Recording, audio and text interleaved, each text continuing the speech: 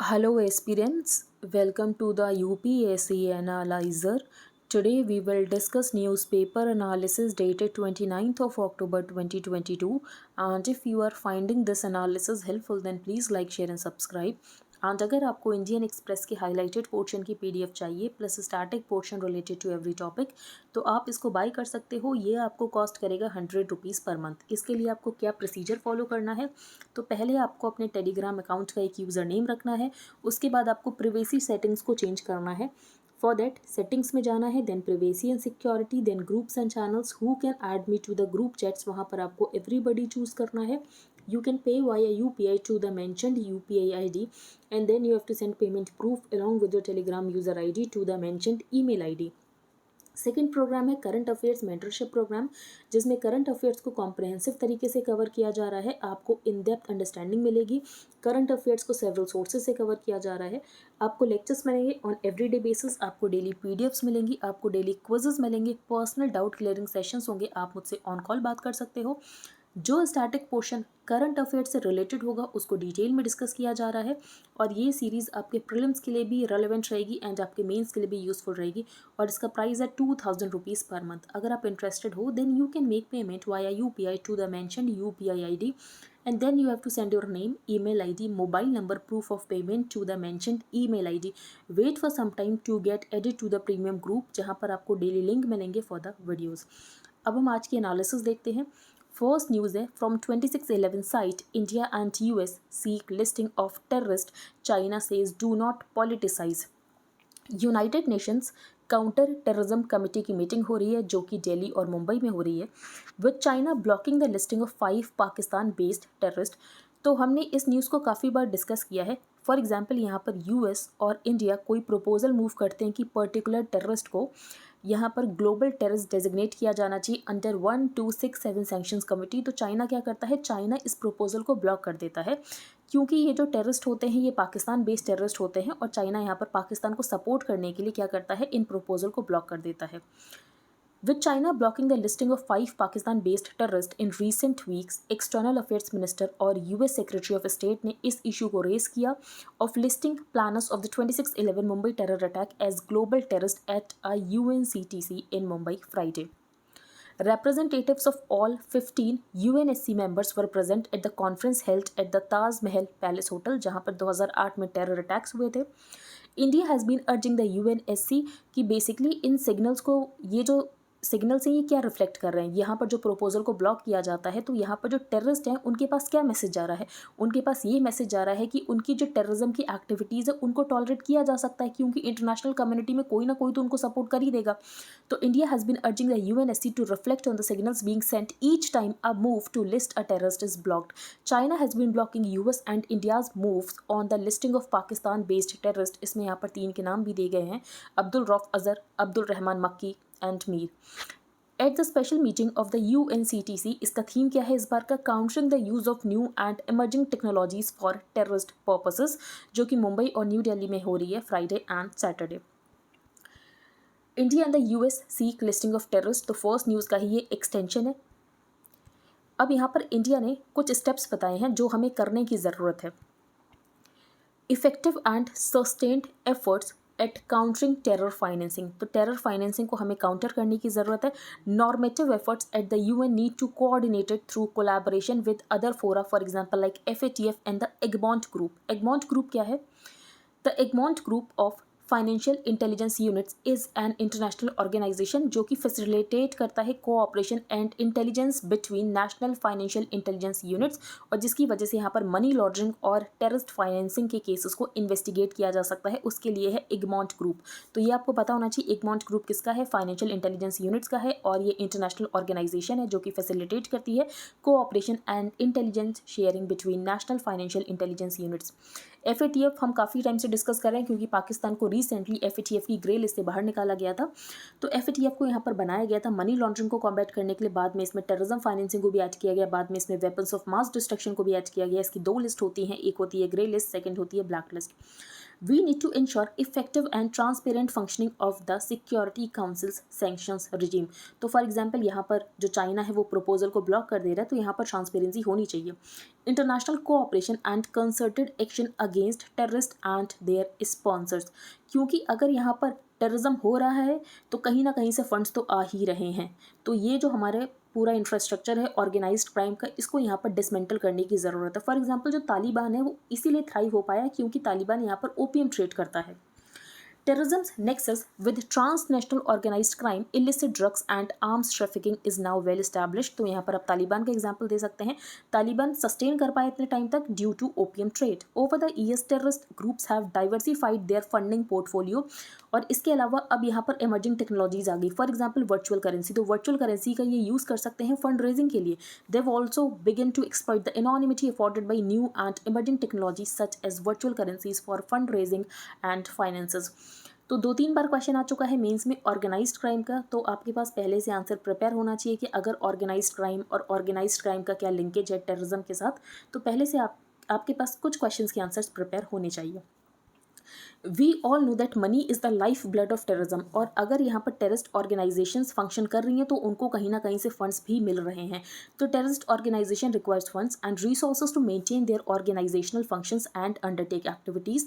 The reality that terrorism continue to exist, क्योंकि यहाँ पर मनी लॉन्ड्रिंग हो रहा है, उनको लगातार फंड्स मिल रहे हैं. इन दिस रिगार्ड यहाँ पर 5 point suggestion for the UN counter terrorism committees consideration. तो ये हमने 5 पॉइंट सजेशंस को डिस्कस कर लिया. फिर हमने 1 to 6 7 सैंक्शंस कमेटी को भी डिस्कस कर लिया, जिसको चाइना बार बार ब्लॉक करता है अगर हम यहाँ पर किसी टेररिस्ट को डेजिग्नेट कराना चाहते हैं as global terrorist. Next news पर हम चलते हैं. PM floats idea to states one nation one police uniform. Prime minister Narendra Modi Friday floated the idea of one nation one police uniform. लेकिन यहाँ पर प्राइम मिनिस्टर ने ये बात क्लियर भी कर दी कि प्राइम मिनिस्टर इसको इम्पोज नहीं करना चाहते हैं, बस स्टेट्स इस बारे में सोच सकते हैं और जो स्टेट्स हैं उनका खुद का इंसिग्निया या नंबर भी हो सकता है. The one nation, one uniform for police is just an idea. I am not trying to impose it on you. Just give it a thought. तो यहाँ पर कोई इम्पोज करा नहीं जा रहा है. ऐसा नहीं है कि यहाँ पर जो फेडरल पॉलिटी है उसको डिस्टर्ब करने की कोशिश की जा रही है. Currently in our country there is one nation one ration card, one nation one mobility card, one nation one grid, one nation one sign language. तो ऐसे ही यहाँ पर one nation one police uniform होनी चाहिए. It will give a common identity to law enforcement as citizens will recognize police personnel anywhere in the country. और फिर यहाँ पर फेक न्यूज़ के बारे में बताया गया. Pointing to social media, Modi said one should not limit it to being a source of information, क्योंकि यहाँ पर एक फेक न्यूज़ की वजह से ये मैटर बन सकता है नेशनल कंसर्न का. तो यहाँ पर ये इशू बताया गया है. We have to come up with technological advancement, जिसकी वजह से हम यहाँ पर प्रिवेंट कर सके फेक न्यूज़ को. एवरी फॉर्म ऑफ नक्सलिज्म, भले ही वो यहाँ पर बंदूक से किया गया हो या तो कलम से किया गया हो, it has to be defeated to prevent them from misleading the youth of the country. Herbicide tolerant cotton set to get recommendation for release. तो अभी हम कुछ टाइम पहले से डिस्कस कर रहे हैं हाइब्रिड मस्टर्ड, अब हम यहाँ पर डिस्कस कर रहे हैं हर्बिसाइड टॉलरेंट कॉटन. तो इसको यहाँ पर रिकमेंडेशन मिल सकती है for release. After Delhi University's transgenic hybrid mustard, India's biotechnology regulator is set to recommend the environmental release of genetically modified cotton of German multinational company Bayer AG that allows farmers कि वो यहाँ पर herbicide glyphosate को spray कर सकते हैं. अब इस herbicide में प्रॉब्लम क्या है? इस herbicide में ये प्रॉब्लम है कि ये डिस्टिंग्विश ही नहीं कर पाता है between the crop and the weed. तो द कॉटन अलाउज फार्मर्स की अब यहाँ पर जो फार्मर्स है वो स्प्रे कर सकते हैं glyphosate herbicide.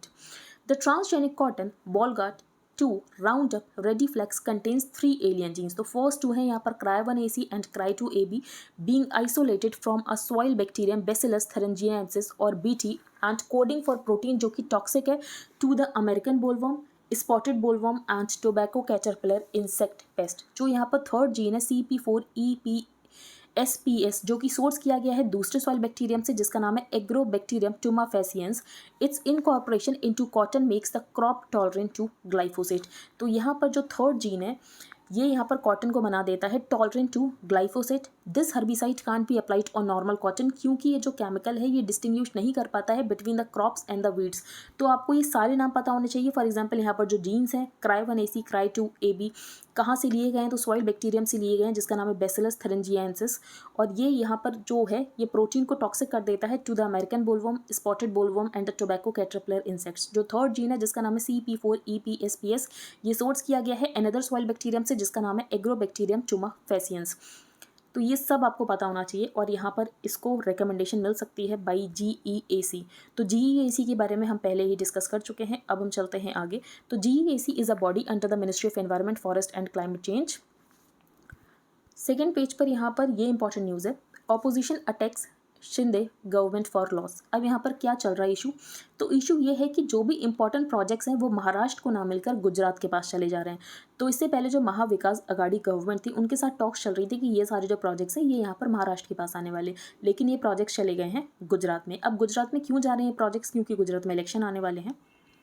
The opposition on Friday cornered the Shinde-Fadnavis government over Maharashtra losing out the Tata Bus C295 transport aircraft जो कि मैन्युफैक्चर किए जाएंगे गुजरात में। तो C295 MW एयरक्राफ्ट के बारे में कल हमने डिटेल में डिस्कस किया, तो अगर आपको नहीं पता है तो कल की आप एनालिसिस को रेफर कर सकते हैं। इससे पहले जो वेदांता फॉक्सकॉन का प्रोजेक्ट है वो भी गुजरात के पास चला गया। The defence ministry announce the Tata Airbus project worth ₹22,000 crore जो कि वडोदरा में आएगा, under which a military plane will be produced in India for the first time by private company. Do not rely on auctions alone. तो ये spectrum के बारे में article है जो कि हम डिस्कस करेंगे। ऑन September 22 गवर्नमेंट ने रिलीज़ किया the draft Indian telecommunication bill जो कि रिप्लेस करेगा इंडियन टेलीग्राफ एक्ट ऑफ 1885। तो गवर्नमेंट ने रिलीज़ किया ड्राफ्ट इंडियन टेलीकम्युनिकेशन बिल जो कि रिप्लेस करेगा इंडियन टेलीग्राफ एक्ट 1885 को। इट इज़ वाइडली एक्नॉलेज्ड कि जो इंडिया की स्पेक्ट्रम पॉलिसी है उसमें डाउन्स ज़्यादा हैं अगर हम अप से कंपेयर करें, और जो हमारी स्पेक्ट्रम पॉलिसी है वो कैपिटलाइज नहीं कर पाई है on the electromagnetic spectrum to provide meaningful connectivity to all citizens. तो आज हम यहाँ पर बोस्ट करते हैं कि हमारे पास 800 मिलियन इंटरनेट यूज़र्स हैं और हम यहाँ पर सेकंड लार्जेस्ट टेलीकम्युनिकेशन नेटवर्क हैं दुनिया के। तो ये तो तब है जब हम अपनी स्पेक्ट्रम पॉलिसी हमारी ठीक नहीं थी। अगर हमारी spectrum policy up to the mark होती तो बेसिकली आप सोच सकते हो कि हम कहाँ तक पहुँच जाते। We wonder what might have been achieved with a more reasonable and transparent spectrum policy. तो इंटेंट क्या है इस ड्राफ्ट बिल का, जो ड्राफ्ट टेलीकम्युनिकेशंस बिल है, तो इसका इंटेंट यही है कि जो पास्ट सिंस है उनको यहाँ पर करेक्ट करना है। The draft bill rightly refers to the spectrum as having the characteristics of a public good, और ये एक इनएग्जॉस्टेबल रिसोर्स है क्योंकि यहाँ पर स्पेक्ट्रम तो इनएग्जॉस्टेबल ही होगा ऑफकोर्स। बट वाइल स्पेक्ट्रम पर से इज़ नॉट डिप्लेटेबल, लेकिन यहाँ पर टेक्निकल लिमिटेशन है कि आप इसका ऑप्टिमम यूटिलाइजेशन कैसे कर सकते हो। Consequently, it is viewed as a scarce natural resource and what's more expensive कि यहाँ पर जो स्पेक्ट्रम है उसकी कॉस्ट लगातार बढ़ती जा रही है। जो रिजर्व प्राइस है वही इतना ज़्यादा होता है कि ऑक्शनिंग में यहाँ पर रिजर्व प्राइस पर ही स्पेक्ट्रम सोल्ड हो रहा है। Since 2010, the government has consistently used auctions for spectrum allocation at in only one of the 7 auctions जहाँ पर गवर्नमेंट 100% अवेलेबल स्पेक्ट्रम को बेच पाई थी। तो सिर्फ एक ही ऐसा इंस्टांस हुआ है जिसमें 100% जो स्पेक्ट्रम है वो सोल्ड हुआ है। अब ये ल्यूक वार्म रिस्पॉन्स क्यों है, क्योंकि यहाँ पर जो स्पेक्ट्रम की कॉस्ट है वो बहुत ज़्यादा रही है। Barring the 2010 auction is the high cost of spectrum acquisition according to the one estimate at 7.6% of their aggregate revenue, spectrum cost in India is amongst the most expensive in the world। तो यहाँ पर सरकार को ये बात सोचनी चाहिए कि अगर स्पेक्ट्रम की कॉस्ट इतनी ज़्यादा होगी तो बाकी इंफ्रास्ट्रक्चर में यहाँ पर कैसे इन्वेस्ट किया जा सकता है। Since network operators incur a significantly higher cost for spectrum compare to other emerging markets, तो यहाँ पर जो उनकी एबिलिटी है इन्वेस्ट करने की बाकी इंफ्रास्ट्रक्चर में वो सीवियरली इम्पैक्ट हो जाती है, जिसकी वजह से अनइवन डिस्ट्रीब्यूशन होता है of service and poor quality. Due to the high reserve price, the most recent auction witnessed spectrum being sold at the reserve price। तो reserve price होता है minimum price, तो यहाँ पर auctioning हुई लेकिन जो spectrum sold हुआ वो हुआ reserve price पर। It almost ऑल स्पेक्ट्रम वो sold at its reserve price. तो यहाँ पर ऑक्शन करने की ज़रूरत ही क्या थी, तो ये यहाँ पर ऑथर ने क्वेश्चन किया है। It also implies a loss of revenue for the government for spectrum unsold is spectrum squandered. और यहाँ पर सारे स्पेक्ट्रम जो है वो सोल्ड भी नहीं हो पाए, जिसकी वजह से यहाँ पर गवर्नमेंट को रेवेन्यू रियलाइजेशन भी नहीं हो पाया। It must be recognised that the spectrum needs to be combined with other infrastructure to enable service delivery. अब यहाँ पर स्पेक्ट्रम ले लिया जाता है लेकिन बाकी इंफ्रास्ट्रक्चर के लिए कॉस्ट नहीं बचती है, जिसकी वजह से यहाँ पर स्पेक्ट्रम का यूटिलाइजेशन भी नहीं हो पाता है। Since operators predominantly cater to urban markets, the spectrum in remote areas remain under or in places unutilised, और जिसकी वजह से यहाँ पर इन्वेस्टमेंट भी नहीं होता है और रूरल एरियाज़ में कनेक्टिविटी भी नहीं पहुँच पाती है। If licensed operators are unable to utilise the assigned spectrum, तो यहाँ पर ड्राफ्ट बिल ये कहता है कि आपको यूज़ करना है, शेयर करना है, अगर आप ये नहीं कर रहे हो तो बेसिकली आपसे जो स्पेक्ट्रम है वो ले लिया जाएगा।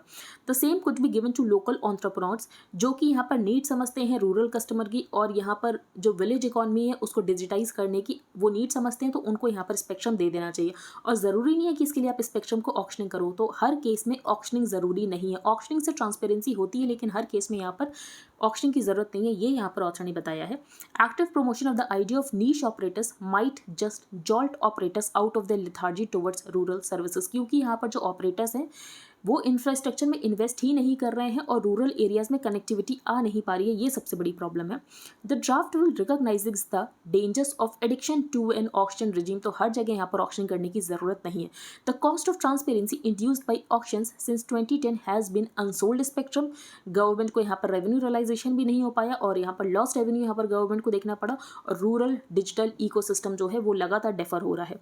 तो it is perhaps better to supplement auctions by administrative allocation. During the transition, the government should build an ecosystem that inspires trust so that transparency in assignment can be secured at a reasonable price.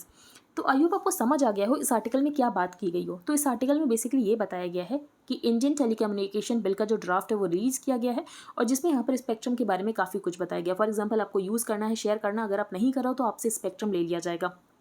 अब spectrum की cost India में इतनी ज़्यादा हो रही है जिसकी वजह से जो स्पेक्ट्रम है वो भी नहीं बिकता है, तो गवर्नमेंट को तो यहाँ पर रेवेन्यू लॉस्ट होता ही है, जो ऑपरेटर्स हैं उनके पास भी यहाँ पर कॉस्ट नहीं बचती है, जिसकी वजह से वो यहाँ पर इंफ्रास्ट्रक्चर में इन्वेस्ट कर सकें, तो वो यहाँ पर रूरल एरियाज़ में इन्वेस्ट नहीं करते हैं, जिसकी वजह से रूरल एरिया में कनेक्टिविटी नहीं आ पाती है।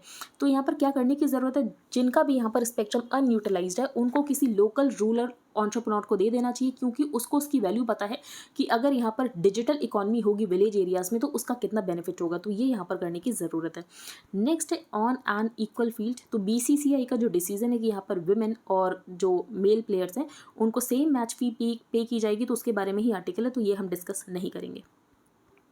किंग्स क्वींस, अब इस आर्टिकल में चेस के बारे में है जो कि हमारे लिए इंपॉर्टेंट नहीं है, लेकिन यहाँ पर दो डेमोक्रेसी के मॉडल बताए गए हैं। एक तो नॉर्वे का मॉडल बताया गया है और सेकंड यहाँ पर यूएस का मॉडल बताया गया, जो कि हम डिस्कस करेंगे। Norway follows the model of social democracy, जो कि इम्फेसाइज करता है स्टेट फंडेड हेल्थ केयर पे, स्ट्रॉन्ग पब्लिक एजुकेशन सिस्टम, और यहाँ पर हाई टैक्सेशन रेट्स भी होते हैं। तो लोग यहाँ पर हाई टैक्सेशन देते हैं क्योंकि उनको पता है कि सरकार यहाँ पर अच्छी एजुकेशन प्रोवाइड करेगी, अच्छी हेल्थ प्रोवाइड करेगी। अमेरिकन फ्री मार्केट कैपिटलिज्म ये पूरी तरीके से अलग है। अमेरिका में एक्सपेंसिव प्राइवेट हेल्थ केयर है, जो यहाँ पर स्कूल्स हैं वो एलीट हैं, अमिट पुअरली फंडेड पब्लिक एजुकेशन, और यहाँ पर जो टैक्स रेट्स हैं वो भी यहाँ पर कम है। तो ये दो डेमोक्रेसी हैं और दोनों में बहुत डिफरेंट मॉडल्स है। तो ये मुझे आपको बताना था कि जो नॉर्वे का मॉडल है उसमें एजुकेशन को जो है सरकार काफ़ी अच्छी एजुकेशन प्रोवाइड करती है, पब्लिकली फंडेड स्कूल्स हैं, हेल्थ सिस्टम है, लेकिन वहाँ पर टैक्सेशन रेट्स भी ज़्यादा हैं और लोग यहाँ पर टैक्स देते हैं क्योंकि लोगों को पता है कि सरकार यहाँ पर फैसिलिटीज़ भी प्रोवाइड कर रही है। फिर यहाँ पर ये बताया गया कि चेस गेम्स में चीटिंग हो रही है, और यहाँ पर जब से ऑनलाइन गेम होने लग गया तब से और ज़्यादा चीटिंग के चांसेस बढ़ गए हैं, क्योंकि यहाँ पर बहुत सारे ऐप्स आते हैं जो कि बता सकते हैं आपका कि बेस्ट पॉसिबल मूव क्या होना चाहिए। द व्यू फ्रॉम समरकंड, अब यहाँ पर सेंट्रल एशिया की बात तो की गई है, लेकिन एज सच इस आर्टिकल में वो कुछ नहीं है जो कि आप अपने एग्जाम में लिख सकते हो। फॉर एग्जांपल समरकंड डिक्लेरेशन, जो कि यहाँ पर बताता है कि सेंट्रल एशिया कोर है of the Shanghai cooperation organisation, ठीक है। फिर यहाँ पर बात की गई है कि अफगानिस्तान में स्टेबिलिटी होनी चाहिए, अफगानिस्तान में स्टेबिलिटी नहीं है। अफगानिस्तान अभी भी यहाँ पर जो टेररिस्ट ऑर्गेनाइजेशंस हैं उनको सपोर्ट करता है, टेरर नेटवर्क्स हैं अभी भी अफगानिस्तान के, क्योंकि अभी रिसेंटली यहाँ पर आयमन अल जवाहिरी को मारा गया इन यूएस ड्रोन स्ट्राइक। तो इसका मतलब ये है कि अभी भी जो अफगानिस्तान है वो टेररिस्ट को सेफ हेवन प्रोवाइड कर रहा है। फिर यहाँ पर पाकिस्तान की बात की गई कि पाकिस्तान में भी यहाँ पर स्टेबिलिटी नहीं है। फॉर एग्जांपल यहाँ पर तहरीक तालिबान पाकिस्तान है, फिर यहाँ पर बलोच लिबरेशन आर्मी है, तो Baloch liberation army too is taking army personnel hostage and negotiating the release of Baloch cadres. तो हम देख रहे हैं कि पाकिस्तान में स्टेबिलिटी नहीं है, अफगानिस्तान में स्टेबिलिटी नहीं है, तो ये सब यहाँ पर स्टेबिलिटी लाने की ज़रूरत है। उसके लिए यहाँ पर कोऑपरेटिव मैकेनिज्म होना चाहिए। How not to deal with China, तो ये हम डिस्कस करेंगे। What are the biggest misconceptions about China in the international politics. तो चाइना खुद को ये दिखाना चाहता है कि चाइना यहाँ पर डोमिनेंट पावर हो जाएगा 2049 तक, लेकिन ये इतना आसान नहीं है, क्योंकि 2015 पे चाइना के पास क्या था, अब तक चाइना के पास यहाँ पर लेबर फोर्स थी जो कि लगातार डिक्लाइन हो रही है, क्योंकि चाइना के पास थी वन चाइल्ड पॉलिसी, जिसकी वजह से चाइना का बर्थ रेट लगातार डिक्लाइन हो रहा है। But linear extrapolation from past events is always dangerous. China is in demographic decline, क्योंकि चाइना में थी one child policy. Its labour force peaked in 2015, लेकिन अब हम देख रहे हैं कि जो बर्थ रेट है वो लगातार डिक्लाइन हो रहा है और यहाँ पर जो डिपेंडेंट पॉपुलेशन है वो इंक्रीज होने वाली है। लेकिन अगर आप ये कह सकते हो कि चाइना ने यहाँ पर डेवलपमेंट कर लिया होगा, फॉर एग्जाम्पल यहाँ पर इनोवेशन कर लेगा चाइना, कि जो लेबर है उसको रिप्लेस किया जा सकता है बाई मशीन्स, लेकिन उसके बाद भी चाइना इतने कम टाइम में इतना ज़्यादा इनोवेशन नहीं कर सकता है। फिर यहाँ पर जो सेकंड ऑथर है उन्होंने बताया है कि सबसे बड़ा मिसकॉन्सेप्शन ये है कि Beijing was socialised into accepting the rules and the norms of a post cold war international system. लेकिन चाइना, हमें ऐसा नहीं दिख रहा है, चाइना यहाँ तक कि जो रूल्स बेस्ड ऑर्डर है उसको चैलेंज कर रहा है। तो Chinese strategic culture was inward looking and not prone to expansionism. तो ये भी हम देख रहे हैं कि चाइना यहाँ पर सबसे बड़ा विस्तारवाद वाला कंट्री बन चुका है। Rather than behaving like a status quo power, China is acting like any other rising power, जो कि यहाँ पर प्रिवेलिंग ऑर्डर को चैलेंज करता है।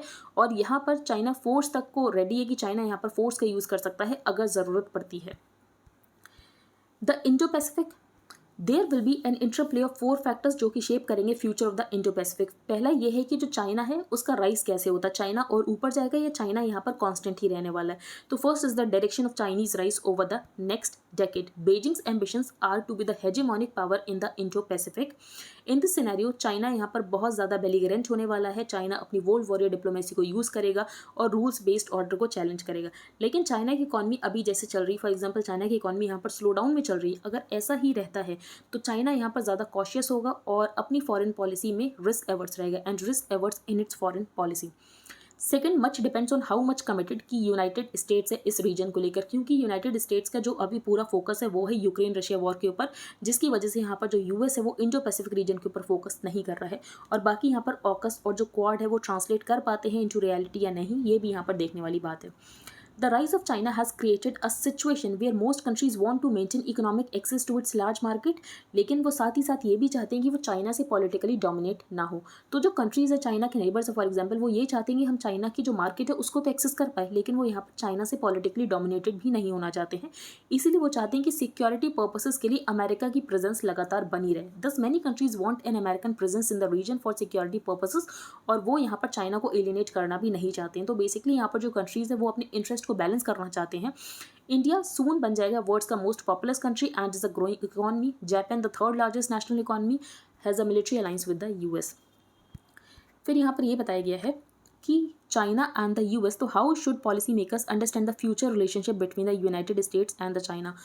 तो ऑथर ने ये बताया है कि दोनों कंट्रीज़ को एक दूसरे को अपना राइवल समझने की ज़रूरत नहीं है। September 6, 2022 को एक आर्टिकल आया था, वो तो हम वापस से डिस्कस नहीं कर सकते हैं। There is much more economic, social and ecological interdependence between the US and China. तो ये कोल्ड वॉर वाला एरा नहीं है। यूएस और सोवियत यूनियन में इतना ज़्यादा यहाँ पर जो रिलेशनशिप है वो नहीं था जो कि आज हम देख रहे हैं। इकोनॉमिक, सोशल और इकोलॉजिकल इंटरडिपेंडेंस है यूएस और चाइना में। Instead policy makers should see the relationship as a cooperative rivalry, और यहाँ पर कॉम्पिटिटिव को एग्जिस्टेंस की ज़रूरत है, क्योंकि दोनों कंट्रीज एक दूसरे के ऊपर डिपेंडेंट हैं। नेक्स्ट है यहाँ पर use of mother tongue in foundational education now and earlier. तो न्यू नेशनल करिकुलम फ्रेमवर्क ने यहाँ पर रिकमेंड किया है कि यहाँ पर जो मीडियम ऑफ इंस्ट्रक्शन होना चाहिए वो होना चाहिए up to 8 years of age. Mother tongue has recommended that mother tongue should be the primary medium of instruction in schools, both public and private, for children up to 8 years of age. This latest push for the use of mother tongue comes after repeated unequivocal policy articulations in its favour कि अगर यहाँ पर medium of instruction mother tongue होता है तो जो concept grasp करने की पावर है वो इंक्रीज हो जाती है। Since children learns concepts most rapidly and deeply in their home language, तो प्राइमरी मीडियम ऑफ इंस्ट्रक्शन यहाँ पर होना चाहिए mother tongue. English, the NCF national curriculum framework has observe कि ये यहाँ पर सेकंड लैंग्वेज हो सकती है जो कि यहाँ पर बच्चों को पढ़ाई जाए, लेकिन यहाँ पर मीडियम ऑफ इंस्ट्रक्शन जो होना चाहिए वो यहाँ पर होना चाहिए mother tongue. What is the immediate practical import of this recommendation. तो अगर हम देखें तो CBSE और ICSE, तो वहाँ पर अभी भी English is the main medium of instruction. That has been the case despite efforts to get the boards to adopt कि यहाँ पर मदर टंग और डोमिनेंट रीजनल लैंग्वेजेस को अडॉप्ट करने की ज़रूरत है, लेकिन अभी भी CBSE और ICSE ने इसको चेंज नहीं किया है। The NCF 2000 pronounced empathetically the medium of instruction ideally ought to be the mother tongue at all the stages of school education। इससे पहले 1975 में भी क्लियरली मेंशन किया गया था कि मदर टंग ही यहाँ पर प्राइमरी मीडियम ऑफ इंस्ट्रक्शन होना चाहिए।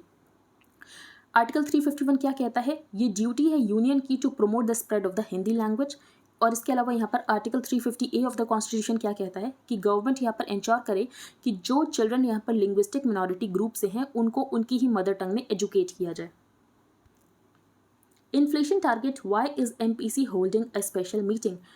तो जो यहाँ पर टारगेट अचीव करना होता है कि जो इन्फ्लेशन है उसको यहाँ पर 2 से 6% के बीच में रखना होता है, वो 3 क्वार्टर्स तक नहीं हो पाया। इसका मतलब ये है कि यहाँ पर जो RBI है वो इन्फ्लेशन का टारगेट अचीव करने में फेल हो गया। तो अब यहाँ पर RBI को एक्सप्लेन करना पड़ेगा गवर्नमेंट को कि RBI यहाँ पर इन्फ्लेशन के टारगेट को क्यों नहीं अचीव कर पाया और RBI यहाँ पर क्या रेमेडियल एक्शंस लेने वाला है और यहाँ पर इन्फ्लेशन जो है वो कब तक यहाँ पर टारगेट में आ जाएगा। तो ये सब यहाँ पर RBI को एक्सप्लेन करना पड़ता है। अब एज सच करना, ये जो रिपोर्ट है ये सब कुछ RBI को लिखकर देनी पड़ती है, लेकिन यहाँ पर MPC जो है, MPC के साथ यहाँ पर मीटिंग होगी, फिर यहाँ पर डिस्कशन होगा कि किस वजह से यहाँ पर जो इन्फ्लेशन टारगेट अचीव नहीं हो पाया। तो उसके लिए ही यहाँ पर MPC की स्पेशल मीटिंग हो रही है और ये पहली ऐसी मीटिंग हो रही है सेक्शन 45ZN के अंतर्गत। This is for the first time that an MPC meeting has been called under section 45ZN since the adoption of an inflation targeting monetary policy regime in 2016। तो 2016 में ही यहाँ पर monetary policy regime inflation targeting लेकर आई गई थी। This particular section of the RBI act says that in case RBI inflation target को मीट करने में फेल हो जाता है तो RBI को यहाँ पर रिपोर्ट देनी पड़ेगी गवर्नमेंट को कि यहाँ पर RBI क्यों फेल हो गया। In the report central bank को यहाँ पर मेंशन करना पड़ेगा कि क्या रेमेडियल एक्शन लिए जाएंगे और क्या टाइम फ्रेम है जिसमें इन्फ्लेशन जो है वो टारगेट में आ जाएगा।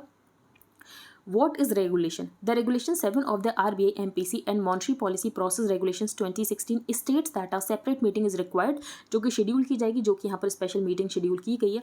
Although MPC is responsible for maintaining the inflation target, लेकिन ये जो रिपोर्ट है ये लिखता है RBI. The Reserve Bank of India on Thursday said that it will hold an additional monetary policy committee meeting on November 3, 2022 और इस meeting को यहाँ पर बुलाया गया है क्योंकि यहाँ पर RBI जो है वो consumer price index based inflation target को अचीव करने में फेल हो गया फॉर द 3 कंसेक्यूटिव क्वार्टर्स। तो बेसिकली यहाँ पर RBI इन्फ्लेशन के टारगेट को अचीव करने में फेल हो गया। तो RBI को यहाँ पर एक्सप्लेन करना पड़ेगा गवर्नमेंट को कि RBI यहाँ पर क्यों फेल हो गया।